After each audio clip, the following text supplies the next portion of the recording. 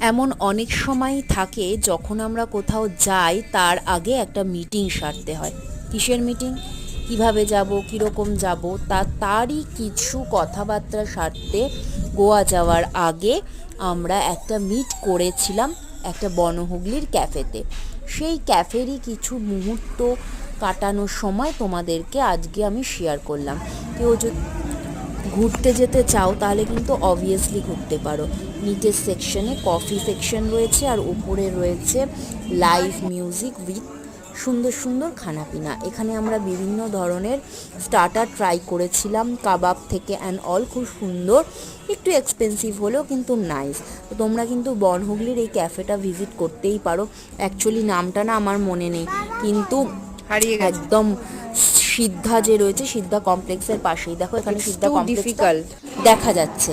তো এইটাই হচ্ছে ব্যাপার। এ দেখো লাইভ মিউজিকও চলছে।